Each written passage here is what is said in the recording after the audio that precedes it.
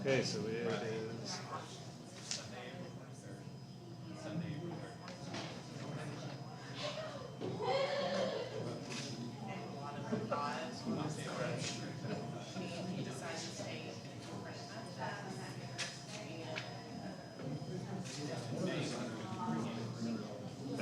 That's yep. Okay.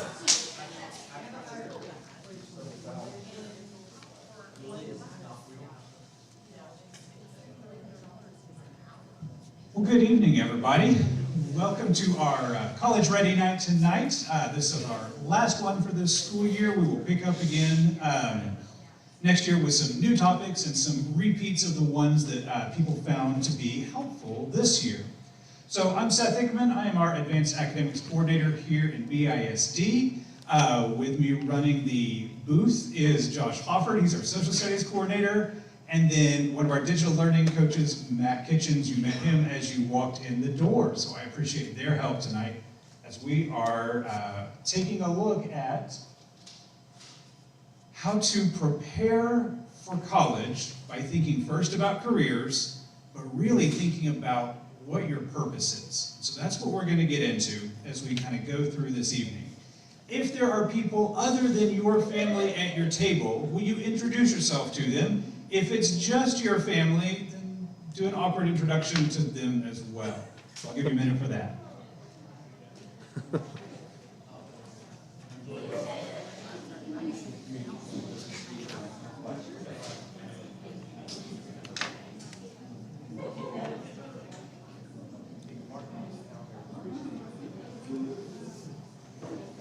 All right. So, and welcome also to our online guests who are here with us this evening. If you have questions, you can put those in the chat, and Josh will ask them for you when there's a good break in the action. So, I'm going to give you a quick overview of our evening. This is really the beginning of several conversations for your family that should continue past tonight. You can't decide on a career in a 1-hour session, nor can you really decide on your life purpose, which is the real guidepost we're looking for. So this is the beginning, the starting off point for a lot of conversations, and really a lifetime of determining your life purpose. Well, that's not something you ever finish figuring out. So we'll spend about 40 minutes in conversation exploring your student's purpose, and then from there we'll talk about careers that relate to that purpose, and then we'll wrap up by thinking about how college can relate to those careers. So this evening's content comes from these 3 books, mostly from How to Navigate Life, but kind of parts of all 3 of them. I'm going to post the slides for tonight on our Resources for Family webpage, which is at that QR. It's at the top of your handout if you're here, and it'll be linked in the live stream as well. So everything will be here. In addition, my speaker notes are there. When I ran through this with my guinea pig, which was my sister and brother-in-law, they said they would want my speaker notes as well. So those are there for you as well. And then parents, a word about your job tonight. So your job tonight is to be a listener to your student and ask them questions. The journey towards purpose and career and college kind of has to be their own. And so your role is to listen, help ask them questions to guide them forward, but not to answer the questions for them. If you are here as a parent without a student, you're in a good place because you get to plan the questions ahead of time. Like, as a parent, I never have conversations that aren't just on the fly. Like, every time, if I'm having a good day or a bad day, I'm answering questions, and being a parent, this is a chance for you to plan ahead, which we just don't get that chance very often. So enjoy that chance to think while we're having discussion time. That's your chance to write notes, jot down your thoughts, and kind of prepare to have these conversations with your student. So, as I said, we are going to start with looking at purpose and kind of exploring that idea of purpose. And we're going to talk about 5 principles for purpose. One is that you have one mindset. The second one is that you're going to play 2 games, growth games and fixed games. We're going to look at 3 future-proof skills. We're going to talk about 4 value archetypes to add value, and then finally 5 big needs in the world that you can help meet. So this is kind of the foundation for our purpose conversation that we are going to be having. And we're going to start with that mindset. So let's take a look at this quotation. The purpose of life is not to be happy. It's to be useful, to be honorable, to be compassionate, to have it made some difference that you have lived and lived well. So if that's kind of the mindset that we're looking at, let's look at a continuum of mindsets. So we're going to look at these three: a performance mindset, a passion mindset, and then in between, kind of what we're aiming for is this purpose mindset. So I'll talk about performance mindset first. A performance mindset, the goal is to win. The goal is to get the best GPA, to be on the winning team, to be the star player, to get into the best college. However, the performance mindset actually, according to research, backfires. It shows that living out that performance mindset actually undercuts students' performance and can damage their psychological health. But on the other side, we have the passion mindset. So the goal of the passion mindset kind of prioritizes emotional security, to be happy. But the problem is, life isn't always happy. Like, ask anybody, it isn't always happy. And so negative emotions are a part of life, and learning how to handle them, accept them, and deal with them is something we have to do. But if our mindset is the only way I'm successful is if I am always happy, I'm going to be failing a lot. And that isn't what we want either. It can, that failure comes at the high cost of loneliness and depression. The purpose mindset, though, is kind of the balance between, and that's what we're looking for. It's pursuing goals that are of consequence in the world and that are important. And that's really that outward focused part of that performance mindset. But also goals that are personally meaningful, which is the inward part of that passion mindset. So let's talk a little bit more about this. And just as you're thinking through this conversation with your students, parents, this is a conversation that can happen at any age, I think. This is a conversation that can start early to be thinking about your passion. Your purpose. So one thing about the purpose mindset is you are playing the long game. The goal is not immediately attainable. It's about a long-term persistence and goal. It requires commitment. So we're looking at the long term with that purpose mindset. Also, we are looking at pursuing something that is personally meaningful, which is important. It's meaningful to you, which means no one can tell you your purpose. You have to kind of discover it for yourself, and it changes over time. I think any of the adults in this room can say that that changes over time.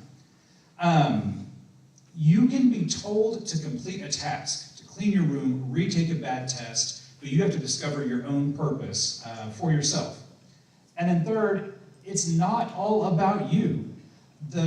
It's pursuing a goal that's not only about your personal happiness, but also about a goal that contributes to people and places beyond you. So it has to be bigger than just you. So research has actually shown that students who pursue this mindset that we're looking at, the purpose mindset, are actually more engaged in school. They get higher grades. They have better test scores. And they have increased well-being, which is all the goals of the other two mindsets. So really, this purpose mindset is the way to meet those other two goals. So it also helps students connect their short-term goals, why they are doing the work that they're doing today in school, to a long-term goal. And that gives meaning to the day-to-day tasks. Because sometimes what we're doing day-to-day just feels like it's just the thing I have to do, but if we connect it to that long-term purpose, then it becomes more meaningful.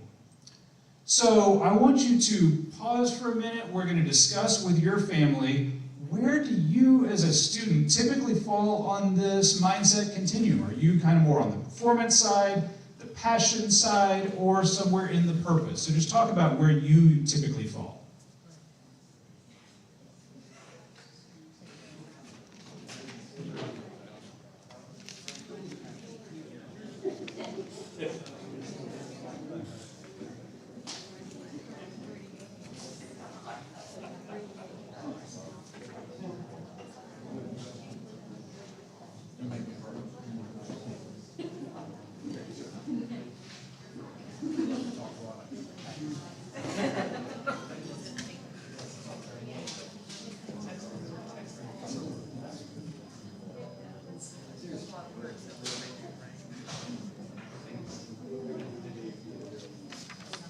Okay, so that's our purpose mindset. That's the first one. We're looking at one mindset. Now we're going to look at growth games first. So we're going to play two very quick games with the people at your table. For this first one, you need one person to be your partner. So if Josh and I were partners here, here's how it works.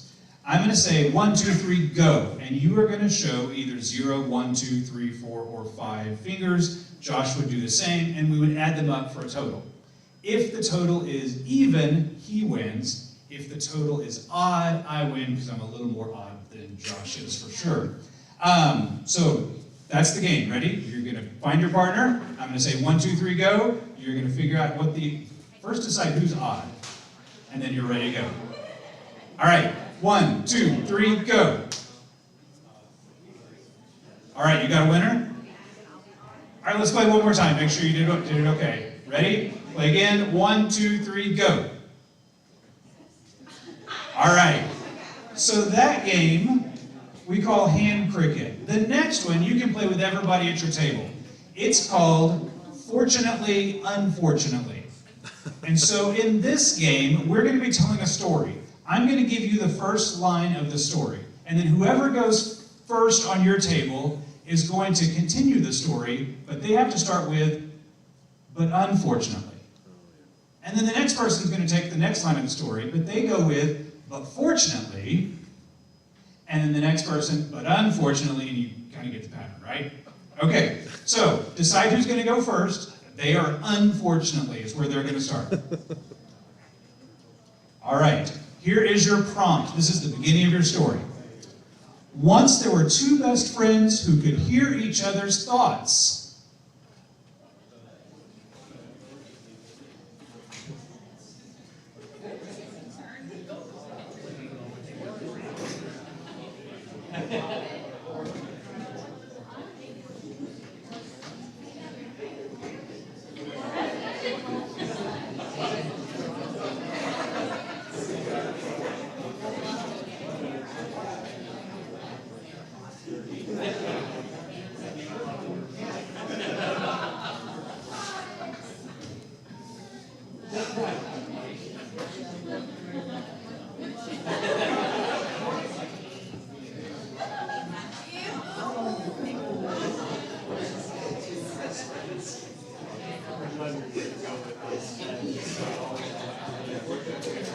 Okay, so hopefully you are at a good stopping point on your story.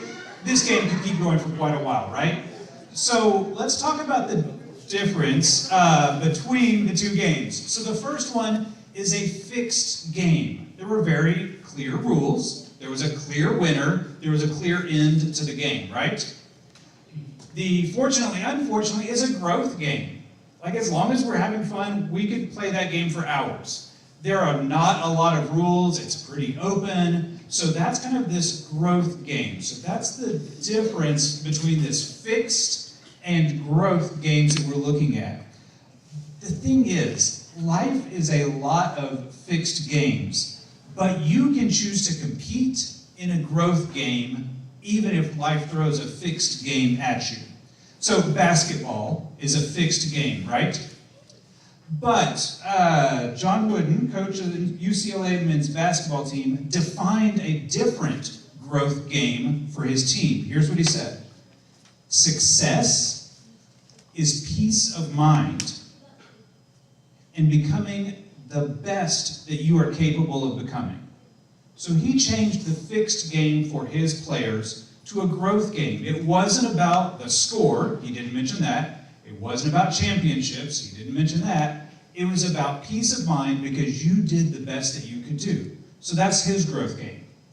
Oprah Winfrey had a fixed game. It was good TV ratings. That's how she was successful, is TV ratings. But her growth game was to inspire people to become more than they thought they could be. Your growth game as a student is to develop your strengths. So you're going to have fixed games that you are playing, but your growth game is to develop your strengths. But you have to know what they are to develop them, right? So we're going to pause for a minute and let you talk with a parent. What do you think? This is, yeah. this could be an awkward conversation, a little bit vulnerable, but it's going to be okay. Tell your parents what you think your strengths are.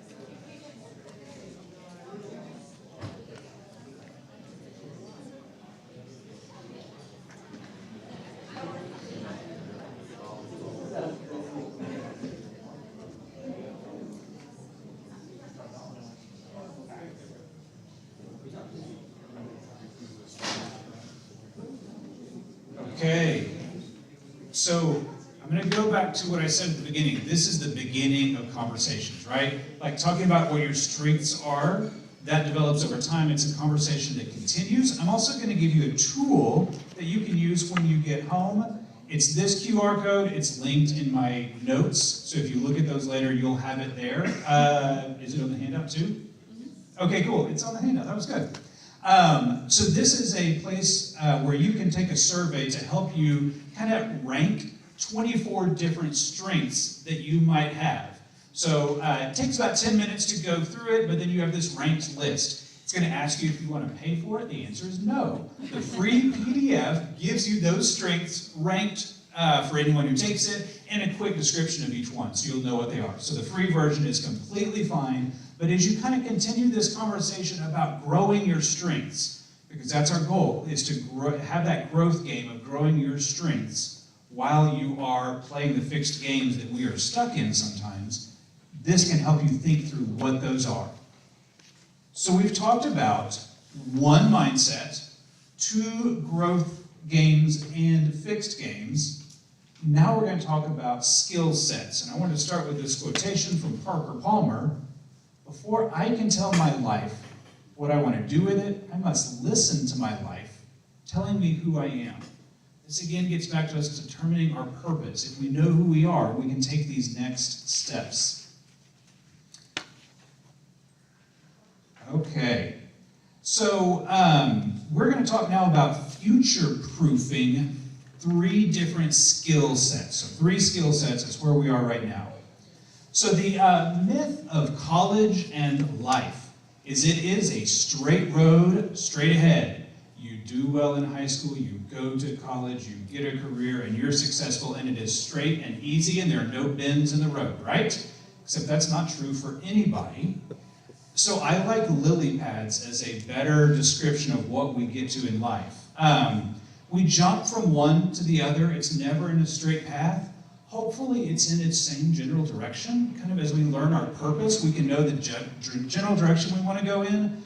But that path is going to be crooked, and we're going to, hit detours, and that's just part of our lives. So ideally we're moving in the same direction, though. All right, these 2 images, if you were going to guess, where would you think I got them from? Google's a good choice, but no. Nope. Not Instagram. AI generated. Yes, that's it exactly. So, how many of y'all have tried out ChatGPT? Students who've used it responsibly, I am sure. So AI is the next technology that's going to massively change the job market. It's going to just change how we do, but you can future-proof yourself against those changes by focusing on and learning human skills. So human skills are things like critical thinking, collaboration, ingenuity, cross-cultural skills, and we're going to look at them in 3 different categories: creator competencies, facilitator competencies, and driver competencies. So these are the kind of 3 skill sets we are going to be looking at. So just looking at these first, pause and discuss with your family which of these you think you are most like, the creator, the facilitator, or the driver, and how are you practicing some of these skills? So which category do you fit in, and how are you practicing some of those skills?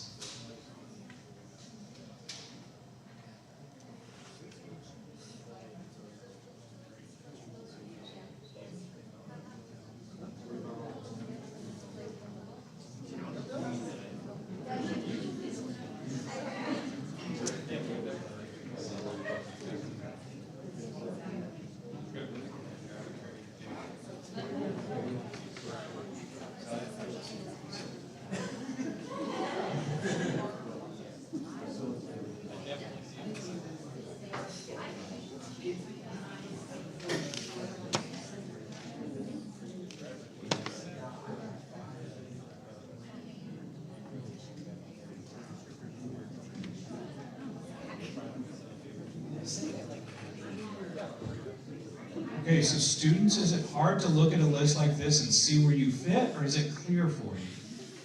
Sort of? It's hard to be sure. Any of these skills are good future-proofing skill sets that you can have that keep you in a job, even in the world of AI and all the changes that are going to keep coming. So one of your jobs is to really, as you determine your purpose, figure out which of these categories you best fit in, and then master these skills. And so we're going to talk about a few things to help you master these skills. So the first one is lean in. Don't be passive, but be active. When you figure out what the skill set is that makes the most sense for you, lean into it and learn those skills. Next, you have to do hard things. You have to challenge yourself. If you're doing easy things, you're probably not mastering any skills. So be sure that you are working on challenging things. Next, you have to stay the course. You're going to hit bumps in the road and you have to push through them. So not giving up is an important part of this. Next, flop forward. You're going to fail, right? Like that's a normal thing, is to fail. So when you fail, it may not feel great, but it's an opportunity to learn and improve, which is how you master things. So just know that flopping forward, when you fail, you get up and you keep working at it. That's an important part of developing these skill sets. Okay, so now we're moving, that was our 3 skill sets, now we're moving to 4 value archetypes. So core values help us get at the why of our lives. So why are we doing what we're doing? So here's a list of some core values. Let me read these to you while you take a look. Compassion, equality, wisdom, freedom, adventure, service, justice, mastery, knowledge, fun, community, friendship, humor, respect, authenticity, tradition, integrity, fairness, achievement, independence, family, loyalty, security, recognition, and power. Those are all good things, right? But you have some that you are going to end up focusing on that come naturally to you, that are more interesting to you. So talk with your family about 2 or 3 of those that may be the most important to you.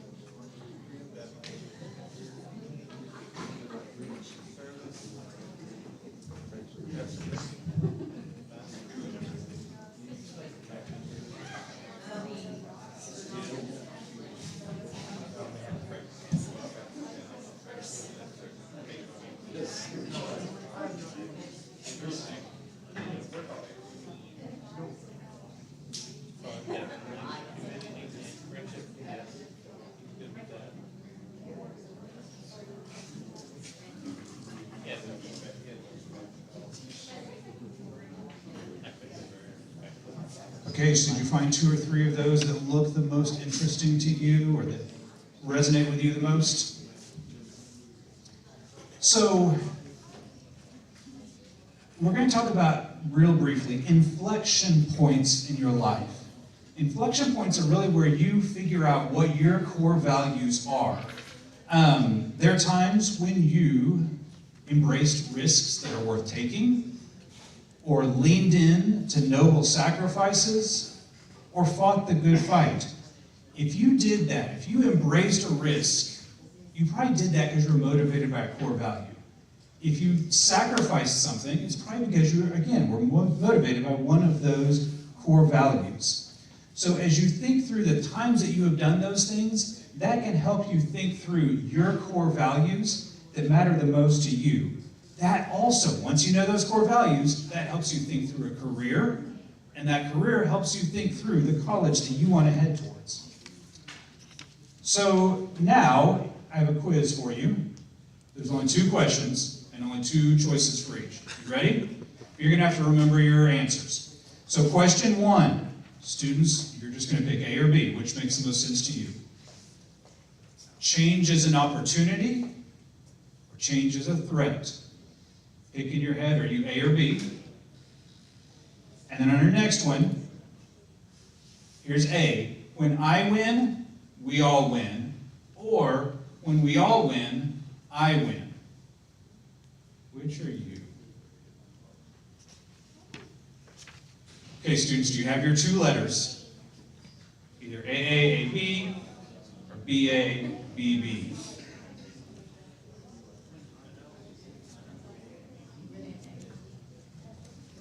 Okay, you got it?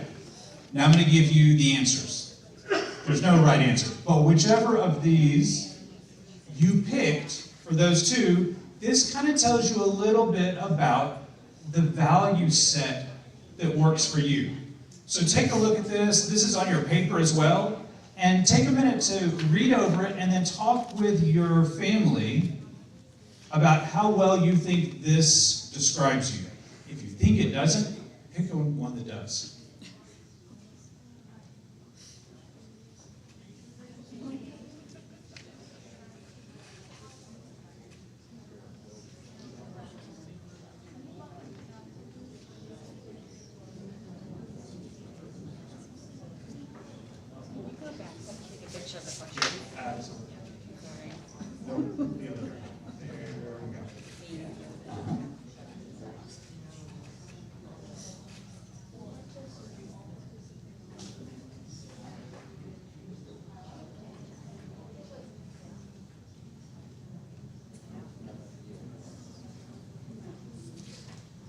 Okay, so this is something we're going to keep talking about a little bit because these 4 value archetypes can help you as you think through careers and companies that you could be heading towards. Different ones of these archetypes have different places and different values in a company. So for instance, we're going to look at the different life cycle, different places a company can be in its life cycle, and then which of those value archetypes make the most sense. If you are a trailblazer and you like to innovate, startup companies may be a good place for you. If you are the builder and you like to broaden, help lay that good foundation to make it really solid, then a company that's really growing up but not at maturity yet may be a good place to be. If you're that champion that likes to optimize things and make things work really well, then maybe a company that's at maturity. But if you're that guardian and you like to sustain things over time, then a company that's existed for a long time and is maintaining might be a good company for you to work at. That being said, every company has different divisions that are in these various phases. So one company can be at multiple places in this. So this isn't if I'm a trailblazer, I can only work at a startup. You can work at lots of companies, but just know that that kind of work within that company may be the kind of work that you can add the most to. Okay, so now for our 5th part of determining your purpose is looking at the needs in the world. We'll start with this quotation. So don't ask yourself what the world needs. Ask yourself what makes you come alive and then go do that. Because what the world needs are people who are alive. So as we talk about looking at needs beyond us, those are often the things, as we meet those needs, that make us feel more alive. As we look at needs in the world, one of the things that is key is how you are of service to the world. That's part of your purpose. It's bigger than you, it's beyond you. That's a really important part of determining your purpose. So when our work matters, because it matters to people out there, we feel that we matter. So that's an important piece as you're thinking through the purpose. Students who are driven by purpose are actually have a greater sense of self-efficacy. They perform better. This driven by purpose to meet needs is very important for our students. So let's look at this. I want you to discuss one of these 2 things with your family. So either, and this is how you kind of think about needs in the world that you can meet. Think about a specific adversity you faced or a challenge you have faced. How did that help you discover more about who you are? Or think about an advantage you have. In what ways might that, some piece of your social status, have given you an edge or an advantage? And are there people who don't have that? And what do you think that impact has had on their lives? So I'll give you a minute to talk about either one of these two with your family, a challenge you have faced or an advantage that you have had.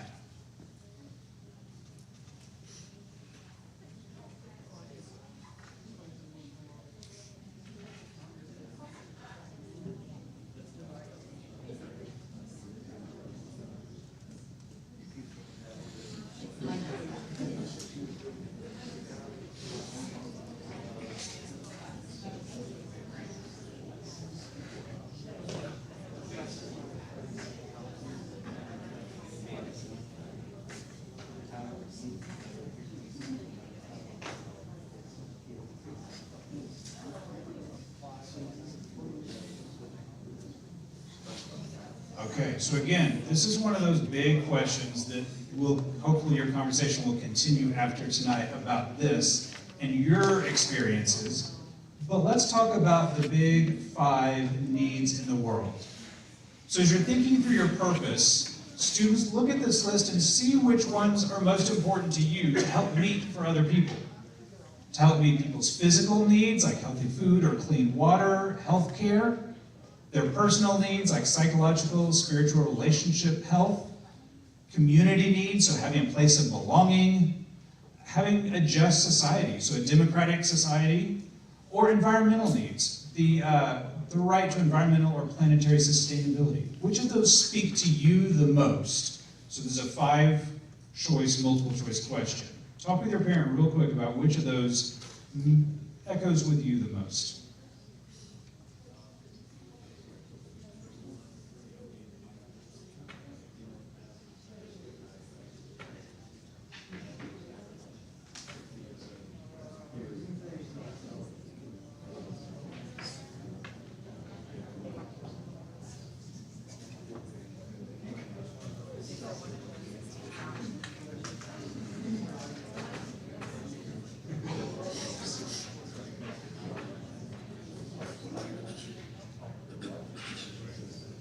Okay.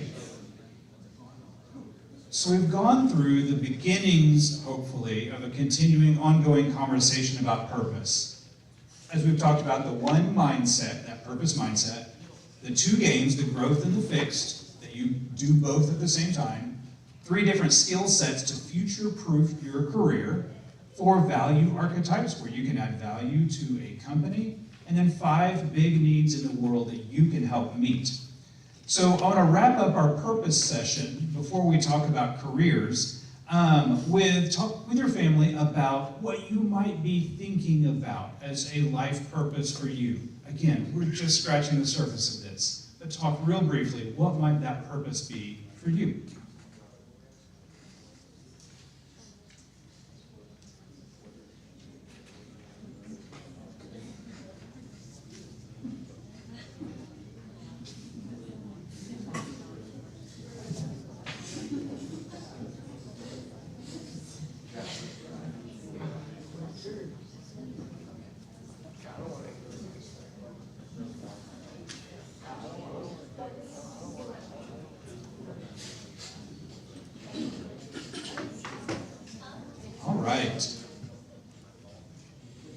So we've talked about purpose first because I hope for you that you begin to determine that purpose, and that helps guide you as you're thinking about careers that make the most sense for you. So we are going to spend some time talking about career clusters that may be aligned to your purpose. So we're talking about careers before college, because of our commitment to that purpose-filled life. So once you know your purpose, that helps you as you think through careers. You may or may not know this, but college is expensive. Costs of college are rising at 8 times the rate of wages in the US. So colleges are just getting more and more expensive. And I say that because that means nobody has money to waste on college. It needs to be worthwhile. And knowing what your purpose is, career that you're heading for, helps you pick the college that is right for you.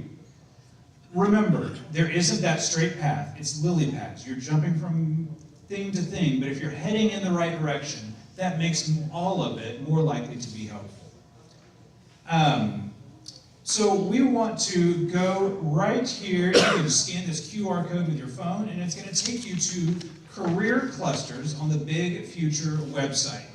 Students, if you have a College Board account, which I think many of you probably do, that's going to help you get a little more from this. You can sign up for one later. If you don't, it is free. So when you get here to the website and you're looking at career clusters, think back about those creator or facilitator or driver's skill sets. And I just want you to take some time with your family and read through these career clusters. What are they? What kind of resonates with you that look interesting to you? And as you find descriptions of the career clusters that might be interesting, click on them, read more. Especially, here's the key one, the page describing 5 college majors to consider in that field. So I'm going to give you some time to scroll through this, look at these career clusters with your family.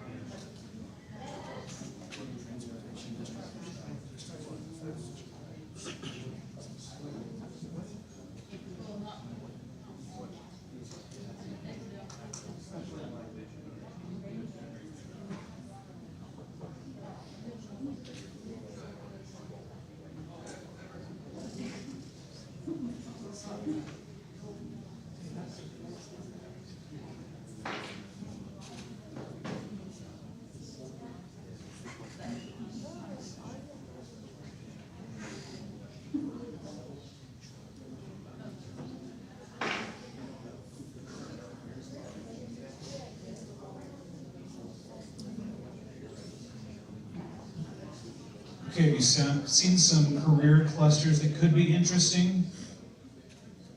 Hopefully you had a chance to look at that 5 majors page also for it. We're going to come back to this in just a second when we talk about colleges. So this again is the ongoing discussion with your family about careers, but this is a great resource as you kind of look through those clusters and see what resonates the most with that purpose that we've been talking about. That helps guide that college decision. So we want to have that trajectory from your purpose to your career to picking a college that's going to prepare you not just for a specific job, but will prepare you for all of the work that you will do over your life, and hopefully at a reasonable price point. So let's talk college now for a minute. We're going to talk about developing capital in college for your purpose. And we're going to talk about 3 different kinds of capital. But I want to start us off when we talk about college and look at a couple of statistics. So right now, 9 out of 10 jobs that are being created are going to people with college degrees. So college still matters and it's still relevant. College graduates will typically earn about $1 million more in their lifetime than a high school graduate. So again, college is still relevant. But it's too simplistic to say that college is a good financial investment for all students. The payoff is really high if you graduate, but it's low if you don't make it all the way through. So it's estimated that about 6 out of every 10 who start college never finish. So our goal is to link back to that purpose and have a reason for sticking with college. When it's tough, when there are bumps in the road, how do you make sure that you finish? And it's a lot about aligning it back to that purpose. So we also want to invest in college in a way that's going to pay off in the long run. So let's talk about 3 different types of capital. The first one is brand capital. So give me an example of a name brand college, one of those high visibility colleges. A&M, Harvard, like those are name brand colleges that people know, right? Sometimes you want to choose a school because of its brand. It says something to people. My wife is an Aggie, and when she goes into an interview with her Aggie ring, people notice, right? If you are going for a career on Wall Street, Harvard can make a difference. So is that brand something that's going to make a difference in your purpose and in your career trajectory? If so, that's worth considering. It may cost more, but it may be better for you in the long run. So brand capital is one thing that is worth considering and looking at. Another one is social capital. Now, social capital is something you can get at any college or university. The brand is about the brand, but social capital is different. It's your access to connections that promote your purpose and your career. So who will you meet during college that will invest in you, that will later provide you with references, opportunities, and that, again, can be built at any school. And then finally, human capital is the third type of capital. This is capital in yourself. It's an investment in yourself. And it's what you have to show for your college experience. There are 3 ways to intentionally invest in yourself during college. One is finding a mentor who will encourage your pursuit of your purpose, help you get an internship, help you get a job.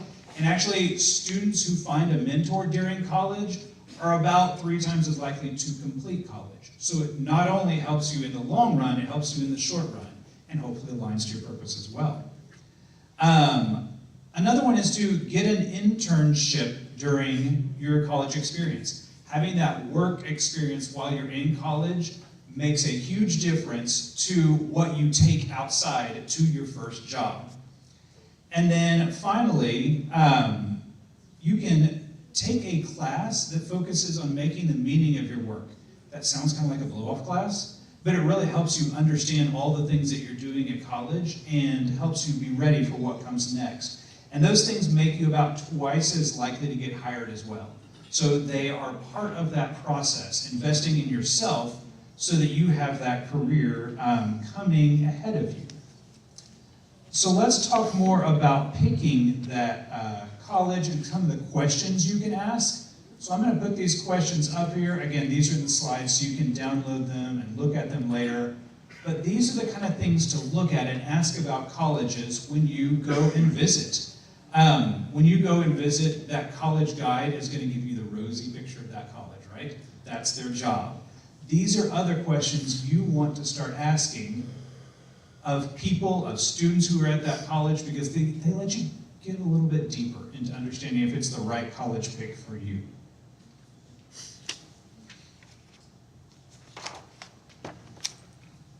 All right, so let's start to wrap up back on the Big Future website and talk a little bit more about colleges and picking them based on that career.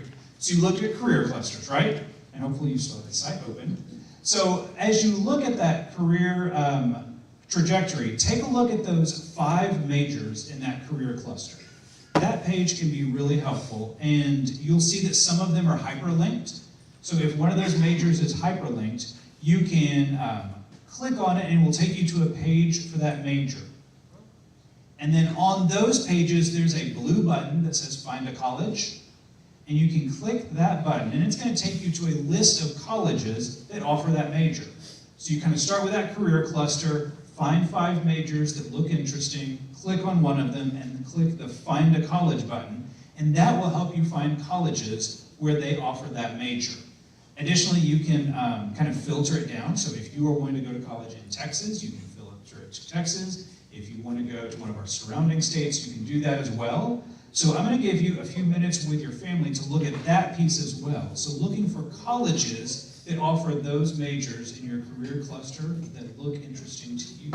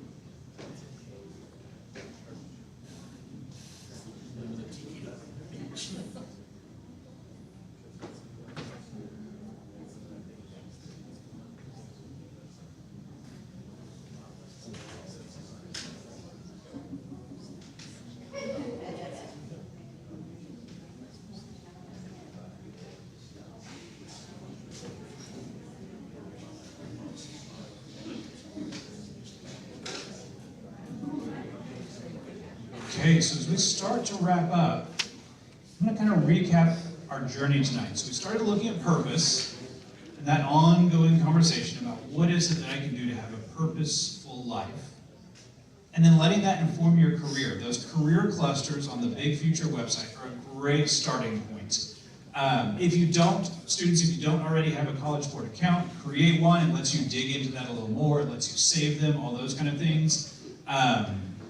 And then as you're looking at those, digging into the colleges that have those majors is the next step. And also that's on that Big Future website. So it's a great resource to explore as a family, to continue those conversations, think through the ones that you want to visit. As you visit the colleges, whether that's a virtual visit or an in-person visit, thinking through those that question of where can I gain the most capital to help me be ready for my career? How can I build those relationships, have those experiences so that I am ready to head out to that career after I graduate from college?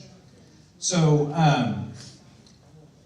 again, I did not expect you to walk out of this knowing a new purpose in life, a new career, a new major, college, but I hopefully gave you a chance to talk through and begin some conversations and gave you some tools to continue the conversation about where this can go.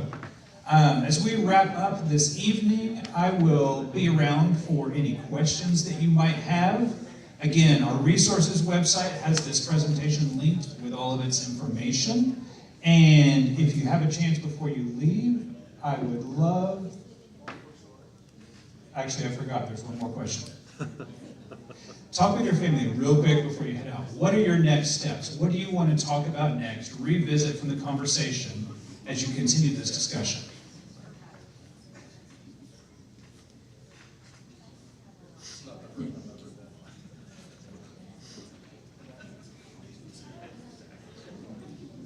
All right, if you have a chance before you leave, this is a link to a survey. We would love your feedback for the evening. And again, I'll be here to answer any questions that you have. Do we have any questions from online, Josh? Okay, thanks. All right, thank you very much for sharing your evening with us and letting us serve you and your students. If you have any questions, I will be here for you. Thanks.